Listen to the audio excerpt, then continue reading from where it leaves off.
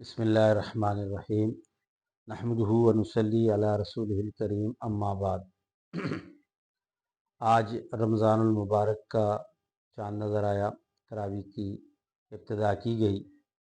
تو تراویح کی نماز میں جو تلاوت کی جائے گی تو ہم نے یہ ارادہ کیا ہے کہ جو صورتیں پڑھی جائے گی ان کا انشاءاللہ العزیز خلاصہ بیان کیا جائے گا۔ تو آج جو تلاوت کی گئی ہے تراویح کی نماز میں، سورہ فاتحہ کے ساتھ سورہ بقرہ ماشاءاللہ مکمل آج کی گئی ہے۔ سورہ فاتحہ سب سے پہلی صورت ہے جس کو فاتحہ کہتے اس لیے ہیں، فاتحہ کا معنی ہوتا ہے کھولنے والی، جس سے کسی چیز کی ابتدا ہو، افتتاح ہو۔ تو چونکہ قرآن پاک کا افتتاح ہے اس لیے اس کو سورہ فاتحہ کہتے ہیں، فاتحہ ہے۔ اور بڑی فضیلت بیان کی گئی ہے اس کی۔ ایک حدیث پاک میں آتا ہے کہ صحابہ کرام فرماتے ہیں ہم ایک سفر سے واپس آ رہے تھے، تو راستے میں ایک قبیلے نے ایک شخص کو زنجیروں سے باندھا ہوا تھا، وہ دماغی توازن کھو بیٹھا تھا، پاگل ہو گیا تھا۔ تو ان لوگوں نے صحابہ کرام سے پوچھا کہ آپ لوگ جو نئے نبی آئے ہیں جن کو آپ نے تسلیم کیا ہے، آپ کہتے ہو کہ جی وہ حق لے کر کے آئے ہیں، تو وہ کون سا ایسا حق ہے ہمیں بھی بتائیں، ہمارا یہ مریض ہے تاکہ اس حق کی وجہ سے یہ صحیح ہو جائے۔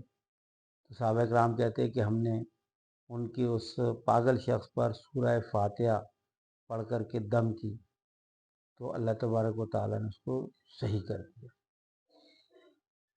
حضرت ابی ابن کعب رضی اللہ تعالیٰ عنہ کی روایت ہے، وہ فرماتے ہیں کہ فرشتے اللہ کے نبی صلی اللہ علیہ وسلم پر نازل ہوئے اور انہوں نے کہا کہ اللہ تعالیٰ نے آپ کو دو نور عطا فرمائے جو پہلے کسی قوم کو امت کو بھی نہیں دیے، کہ کسی نبی کو نہیں دیے۔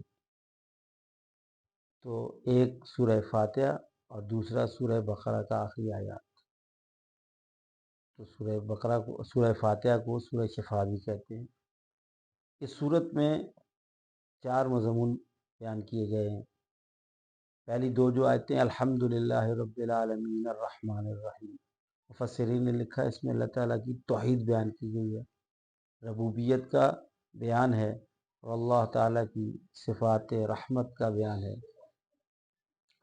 اور دوسرا الرحمن الرحیم دوسری آیت، اور تیسری آیت ہے مالکی یوم الدین، مالکی یوم الدین، اس میں آخرت کا بیان ہے۔ ایاک نعبد و ایاک نستعین، اس میں احکامات کا بیان ہے۔ اور اہدنا الصراط المستقیم سے آخر تک رسالت کا بیان ہے۔ یہ 4 مضامین اس صورت میں بیان ہوئے ہیں۔ پہلا توحید، دوسرا آخرت، تیسرا رسالت، چوتھا احکام۔ اور یہ علماء نے لکھا ہے کہ اس صورت کو فہرست قرآن بھی کہا جاتا ہے، قرآن پاک کی یہ فہرست ہے۔ یہی وہ مضامین ہیں جو پورے قرآن میں بیان ہوئے ہیں، پورے قرآن پاک میں یہی 4 مضامین بیان ہوئے ہیں۔ اور پھر یہ ایک بہترین دعا بھی ہے جو ہر نماز کے شروع میں اللہ تعالیٰ نے ہمارے لیے ضروری قرار دیا پڑھنا، جس میں ہم اللہ تبارک و تعالیٰ سے یہ اقرار کرتے ہیں کہ یا اللہ ہم تیری توحید کو مانتے ہیں، تیری رسالت کو مانتے ہیں، تیرے احکامات پہ چلتے ہیں، یا اور آخر میں انتہائی عاجزانہ دعا کرتے ہیں کہ یا اللہ ہمیں ان لوگوں کی صف میں کھڑا کرنا جن لوگوں پر تیرے انعامات ہوئے ہیں۔ وہ کون ہیں؟ انعام یافتہ لوگ انبیاء اکرام ہیں، صدیقین ہیں، شہداء ہیں، صالحین ہیں، نیک لوگ ہیں، دنیا میں بھی آخرت میں بھی ان کا ساتھ ہمیں نصیب ہو۔ اس کے بعد پھر سورہ بقرہ کا افتتاح ہوا، سورہ بقرہ پڑھی گئی۔ سورہ بقرہ قرآن پاک کی سب سے بڑی صورت ہے، اور علماء نے لکھا ہے کہ مدینہ شریف میں سب سے پہلے یہ نازل ہوئی۔ سورہ فاتحہ مکہ میں نازل ہوئی، اور مدینہ میں سب سے پہلے نازل ہونے والی جو صورت ہے وہ سورہ بقرہ ہے۔ اور بقرہ اس لیے کہتے ہیں اس کو، اس میں بقرہ عربی زبان میں گائے کو کہا جاتا ہے۔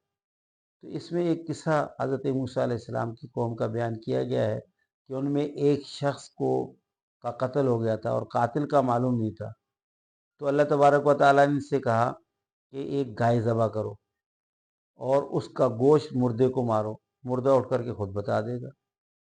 تو انہوں نے جب ان سے گائے کا کہا گیا تو انہوں نے پھر موسیٰ علیہ السلام سے کہا وہ گائے کیسی ہو، اس کا رنگ کیسا ہو، مختلف آگے سے حجت بازیاں کی ہیں۔ تو اس طریقے سے یہ پورا قصہ، پورا واقعہ بیان کیا گیا ہے، جس کی مناسبت سے اس کو سورہ بقرہ کہا گیا۔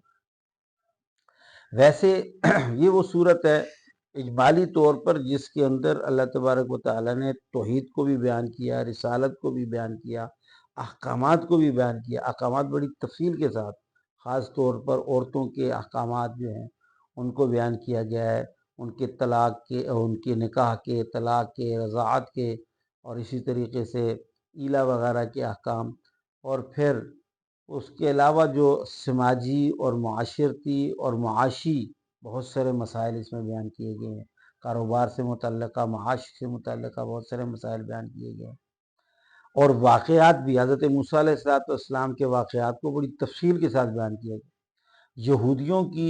یہود کی جو بری عادات ہیں اس کو بیان کیا گیا، اس کی وجہ سے جو ان پر عذاب آئے، جو اللہ کی رحمتیں بھی ہوئیں اور ان کو انہوں نے ٹھکرایا، پھر ان پر عذاب آئے، اس کو بھی بڑی تفصیل کے ساتھ اس صورت میں بیان کیا گیا۔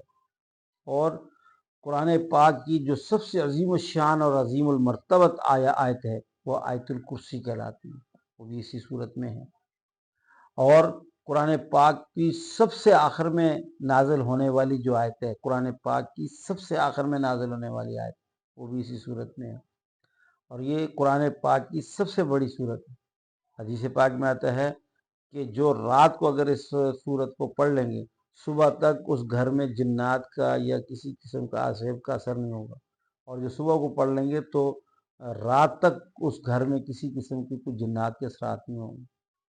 خاص طور پر اس صورت کے اثرات یہ بیان کیے گئے ہیں کہ جس گھر میں یہ صورت پڑھ لی جاتی ہے اس گھر سے شیاطین اور جنات وغیرہ کے اثرات ختم ہو جاتے ہیں۔ اور اس صورت میں شروع میں ہی 3 قسمیں انسانوں کی بتائی ہیں۔ نمبر 1 مومن، پکے جو مومن ہیں ان کی صفات بیان کی گئی ہیں۔ اس کے بعد نمبر 2 منافق، اور نمبر 3 کافر۔ انسان یا تو وہ مومن ہے یا کافر ہے یا پھر منافق، یعنی مومن اور کافر کے جو درمیان میں۔ اور پھر یہ انسانیت کا گروہ بندی اللہ نے خود کر دی ہے، اس لیے علماء نے لکھا ہے اس کے بعد کسی قسم کی لسانی یا علاقائی گروہ بندی جائز نہیں ہے، اللہ نے گروہ بندی کر دی ہے بس۔ تو اس کے بعد پھر جو قصص بیان ہوئے ہیں، جو احکامات بیان ہوئے تفصیلی ہیں، لیکن صرف سمجھنے کے لیے میں نے چند باتیں عرض کی ہیں۔ اور خاص طور پر اس صورت میں جس بات کا ذکر کیا گیا ہے وہ ہے یہود کے ماضی کے سارے حالات کہ جنہوں نے جو اللہ کی نافرمانیاں کی ہیں، اور پھر ان نافرمانیوں کی وجہ سے جو ان پر عذاب آئے ہیں، تو اللہ تبارک و تعالیٰ ہمیں ان نافرمانیوں سے بچائے اور اللہ تبارک و تعالیٰ اپنے احکامات پر عمل پیرا ہونے کی توفیق عطا فرمائے۔